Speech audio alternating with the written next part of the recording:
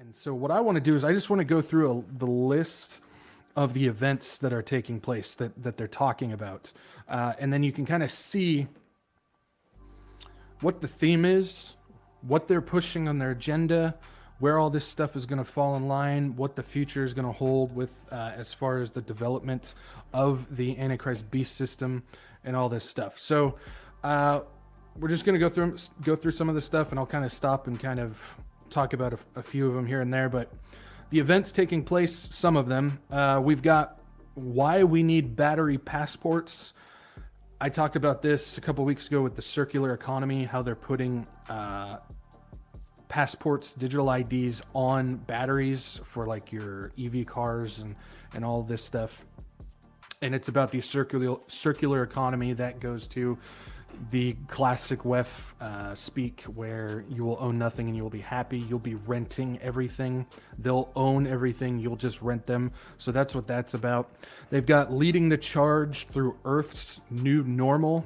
That's one of those famous little tags that they use all the time. That will feature, of course, Al Gore. Then they've got a living wage for all. That would be your UBI system. We know that they plan on bringing in a universal basic income system. So living wage for all, that's going to be about that. Then there's enabling an equitable transition, beyond the rainbow, advancing the LGBT alphabet rights. Of course, they got a whole thing about that. Then we've got special message from Olena Zelenska. Yes, that is Zelensky's wife. She's going to be having, I think, 2 special events at this thing for her to speak. So, of course, and we know Zelensky is doing a BlackRock deal with that. Then there's disrupting distrust, which we know that is about, dealing with misinformation and making sure you're following the narrative that they want. Then there's generative AI, speaks for itself. Then there's a conversation with Henry Kissinger. Of course, as we know, Henry Kissinger, he was the one that funded Klaus Schwab when he started this whole thing of the young global leaders and the WEF and all this stuff. Henry Kissinger was one of the main funders for that. Then we've got Global Cybersecurity Outlook 2023. So we know, and I kind of want to stop on this one just for a little bit. Global Cybersecurity Outlook for 2023. Past 2 years, I'd say the past 2 years, they've been issuing warnings about increase in cyber attacks, the cyber threat, the increase as far as that. And we know they're going to use that for, digital ID and pushing all that stuff. But we still are waiting for these cyber attacks to start taking down major infrastructure anywhere, really. I mean, there's no specific place that we're waiting for, but there's guaranteed there's going to be something. Was it this past week or the week before? There's stuff where they took out like the U.S. and Canadian Airlines, Royal Mail, and another one, a Danish central bank, and 7 other private banks in the Netherlands as well. All of that happened in the same weekend. So there's definitely some cyber stuff going on. Of course, they all said, no, it wasn't a cyber attack. Yeah, okay. I've got a nice island that you can purchase in Wisconsin if you want. But this cybersecurity thing is something that they're going to be pushing. And I think, I'm not saying this is for sure, but I think I understand what the next move is going to be as far as this. Now, if they were to take down, let's just say, hypothetical, I'm not saying it's going to happen, but say they were to take down the internet. A cyber attack hits so hard, maybe not the internet, but major infrastructure where they can't connect to the main internet. How are they going to maneuver around this? Well, one of our favorite talking points has come through with an answer. Let's take a look at this. We've got this person who, DC Drano, I can't say I know who that is, honestly. But he put out a tweet where he was saying the WEF says the next thing to worry about is a catastrophic cyber shutdown. Then the government says we are preparing for a catastrophic cyber shutdown. Then the people say it sounds like they're planning a catastrophic cyber shutdown. Then the media says wacko conspiracy theorists worry about catastrophic cyber shutdown. Well, Elon replied and said Starlink. This is where I always talk about watch these little things. Even something as simple as just a one-word reply to a tweet where he says Starlink. So we know Elon Musk he's creating, even though he's, playing the field like he's some right-wing conservative hero. Everybody's loving what he's doing because of Twitter and all that stuff. Not even going to get into that. But he's actively, even though he's publicly criticizing, quote unquote, the WEF, he is actively pushing their agenda stuff forward with the brain chips, with the EV cars, with the AI stuff, with the vitamin stuff. He's building a vitamin printer. There's some of that lingo that we're going to have to use a little bit later. If you've been here for a while, you know what vitamin stands for. But he says Starlink. Say there was a catastrophic takedown of the internet or infrastructure where it can't reconnect to the internet, and Elon comes in and says, I can fix it with Starlink. You are now putting all of this infrastructure on Elon's internet system. Again, this is a hypothetical. This is just something to think about. This is a possibility to get these programs onto Elon's stuff. And I kind of added in this other tweet that he sent out earlier, where he's got the three bubbles: 1984, Brave New World, Fahrenheit 451. Those are books, dystopian, futuristic books. And it says, you are here in the middle. A lot of people were praising him, saying, yeah, thanks for calling that out. And I'm sitting there going, he's not warning. He's bragging. He is actively pushing us into those bubbles. He's not warning. He's bragging. And so I just wanted to put that out there for you guys to maybe think in that direction, that if a giant cyber attack was to take down major infrastructure and all of a sudden it's now getting thrown onto Elon's Starlink, you can kind of see where that would be going. So that's kind of my perspective on when I see something like this event, Global Cybersecurity Outlook 2023. So just want to give you guys maybe an idea of thinking outside the box on how that goes. Then some of the other events, we've got how to build a metaverse for all. They're still pushing this metaverse, even though there's stuff where nobody's using it, it's losing money, all this stuff. They're still pushing it. There's actually multiple metaverse events that are taking place, but that's something to be aware of. Then we've got I kind of threw this one in here, special address by Olaf Scholz. Olaf is the Chancellor of Germany. I threw this in here because a lot of people were praising Olaf because he was going against the normal.